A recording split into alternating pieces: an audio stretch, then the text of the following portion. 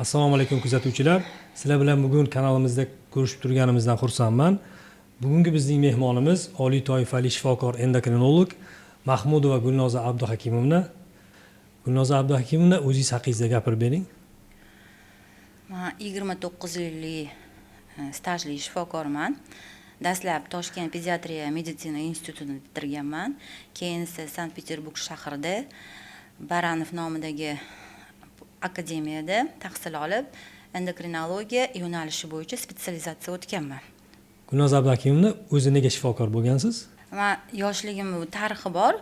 Men 10 yoshligimda onam kasal bo'lib qolganlar. Qattiq qo'rquv, stressga tushib, qandli diabet birinchi turi bilan kasal bo'lib, juda ham o'sib ketib, tushkunlikka tushganlar-da. Keyin ular qattiq xavotirga tushib, doktorlarga borib murojaat qilganlar, qiynalganlar, insulin terapiyalar olganlar. O'shanda bizga maqsad qo'yganlar. Mana qizim, sen shifokor kasbini egallaysan deganlar. Men bu fikrlar menga juda ham yoqqan. Va shunga qarab, oddiy ziyoli oilada katta bo'lganman. Ular shunga e'tibor berishgan, doim darslarimga yordam berishgan. Qo'shimcha doim kitoblar sovg'a qilishgan. O'zimning kasbim yo'nalishi bo'yicha qo'shimcha repetitorlarga berishgan va shuni natijasida mana yillar o'tib shu darajaga erishib o'tiribman. Ilohim oxiratliga obod bo'lsin. Rahmat Gulnoza Abduhakimovna, siz haqingizda qisqacha bo'lsa ham ma'lumotga ega bo'ldik. Ana endi kanalimiz muxlislaringizdan tushgan savollarni o'qib bersam, ularga javob bersangiz sizdan xursand bo'lardik. Mana savol berishibdi. Bizda ko'p ayollar qalqonsimon bez muammosidan shikoyat qilishadi. Qanday belgilar orqali buqoq muammolarini erta aniqlash mumkin? Biz bilamiz, O'zbekiston va O'rta Osiyo bu endemik o'choqqa kiradi. Ya'ni yod tanqisligi, yod mikroelementi tanqisligi kuzatiladi. O'zi yod mikroelementi organizmga tushgandan keyin qalqonsimon bez gormonlari sintezlanadi. Yod tanqis bo'lgandan keyin bu proses buziladi. Ayniqsa o'smirlarda, yosh ayollarda bu problemalar kuzatiladi. Natijada qalqonsimon bez kattalashishi kuzatiladi. Ularda har xil nevrologik holatlar bo'lishi mumkin. Xotira pasayishi, soch to'kilishi, intellektni pasayishi, eslab qolish qobiliyati pasayadi. Oyoq-qo'llari muzlaydi. Depressiyaga tushadi ko'pchilik ayollar. Yurak sohasida tez-tez urib ketishi mumkin. Ayniqsa ko'p uchraydigan bu bepushtlik muammosiga olib keladi. Ya'ni tuxumdonlar yetishmovchiligiga olib keladi va ko'p yillar farzand talabida bo'lib yurishadi bunaqa ayollar. Rahmat javob uchun. Mana yana bir savol jo'natishibdi. Endokrin tizim buzilishi ortiqcha vazn, charchoq, uyqusizlik kabi muammolar bilan bog'liq bo'lishi mumkinmi? Albatta. O'zi bizani butun tanamizni gormonlar boshqaradi. Ya'ni butun dunyoni ham boshqaradi deb aytishadi. Gormonlar boshqaradi. Masalan, odam hozir bizani milliy taomlar, ovqatlanish tarzimiz, milliy udumlarimiz kuchli kaloriyaga asoslangan ovqatlar tanovul qilamiz. Lekin harakatimiz kam. Bu kaloriyalarni yoqmaymiz. Natijada tanada glyukoza ko'payib ketadi va bu glyukoza zaxira sifatida yog' qavati yig'adi. Shuning uchun ham hozir ko'pincha ko'chaga chiqsangiz, ko'pincha semizlik, ortiqcha vazn bilan ko'p odamlarni ko'rasiz. Agar ortiqcha vaznni vaqtida uni normallashtirmasak, keyinchalik u boshqa oqibatlarga olib keladi. Har xil kasalliklarga olib keladi. Birinchi bo'lib qandli diabet, gipertoniya kasalligi, gipotireoz kasalligi, hattoki bo'g'im kasalliklariga ham olib keladi. Chunki ortiqcha toshni ko'tarib beradi odam. Gulnoza Abduhakimovna, shu joyda menda ham savol tug'ildi. O'zi shu semizlikda gormonlar qanday o'zgaradi? Semizlikda insulin gormonining sintezi ko'payib ketadi. Ya'ni ko'pincha qorindan semirish hisobiga visceral yog' qavati to'planadi. Bu yog' qavati to'plangandan keyin giperinsulinemiya holati bo'ladi. Odamning o'zini hissiyotida tez-tez ochlik hissi paydo bo'ladi. Ovqatni vaqtida yesa ham yana ochib qolib ketaveradi. Och qolib ketgan sari yana yeydi, yana semirib ketaveradi.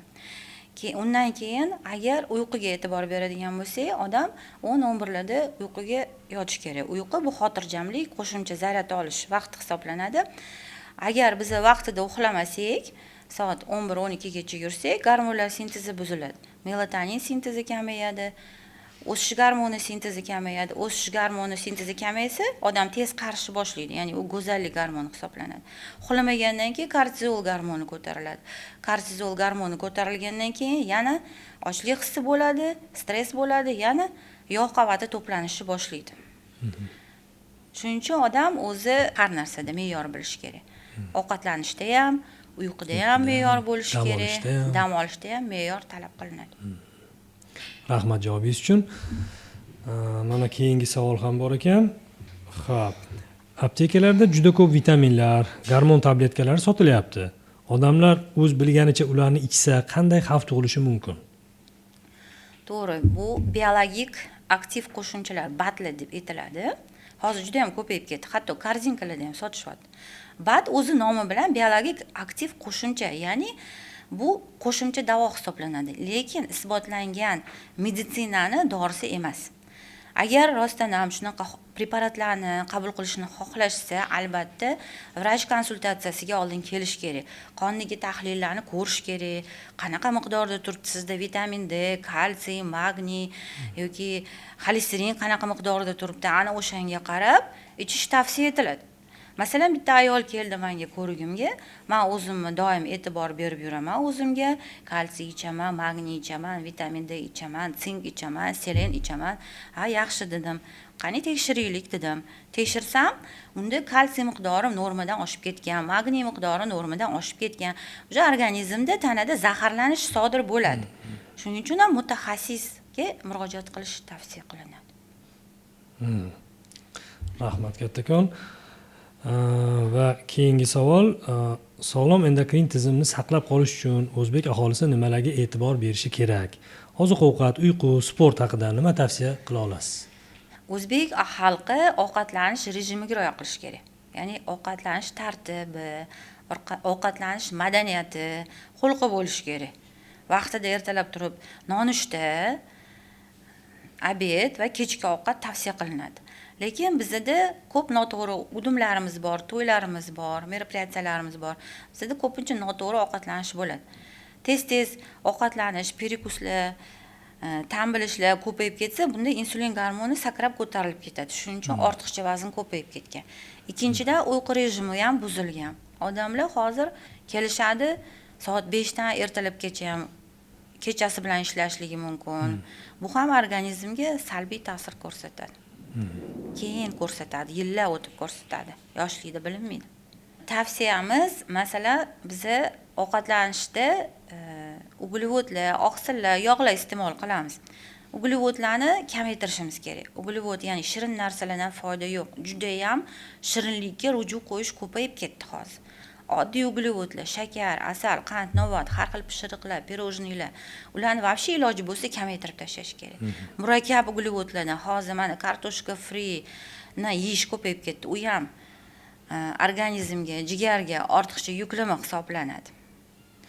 Tavsiya ko'proq tabiiy ovqatlar bilan ovqatlanish kerak. Ya'ni tabiat bizga in'om etgan tabiiy ozuqalardan, mevalar, sabzavotlar, go'sht mahsulotlari, sut qatiq mahsulotlari, dukkakliklarga e'tibor berishimiz kerak. Lekin kimyoviy tarkibida kimyoviy narsalar, transjirlar qo'shilgan, tarkibida har xil ximikatlar, krasителlar, загустителlar qo'shilgan narsalar tavsiya qilinmaydi. Ayniqsa oxirgi paytda bolalarimiz fast food yeydi, orqasidan kola ichadi. Har xil kireshki chipsilarni yeydi, yana orqasidan gazirovanniy muzli napitklar ichadi. Shuning uchun yosh bolalarda ham semizlikka qarab ketyapti. Nafaqat semizlik, balki gormonal o'zgarishlarga olib kelgan. Chunki ularning tarkibida har xil kimyoviy moddalar bo'ladi, ayniqsa o'smirlarda ko'payib ketdi. Men o'smir qizlar, yosh yigitlar kelishadi, ularda semizlik ko'payib ketgan. O'g'il bolalarda ko'krak sohasida ginekamastiya, ko'krakning o'sishi ko'payib ketdi. Qizlarda hayzni buzilishi, noregulyar hayzlar ko'payib ketdi. Ertaga bolalar bizning kelajagimiz. Ertaga buni davolamasak, bepushtlikka olib keladi. Kelajak avlodga ta'sir qiladi. Gulnoza Abdakimova, rahmat sizga javoblaringiz uchun. Keyingi ko'rsatuvlarda albatta siz bilan yana ko'rishamiz va qolgan savollarga yana javob beramiz. Ko'rishguncha, aziz kuzatuvchilar, agarda sizda biror bir savol tug'ilgan bo'lsa, kommentariyda yozib qoldiringlar. Bizlar albatta ularga javob beramiz. Bizga obuna bo'lishni unutmang.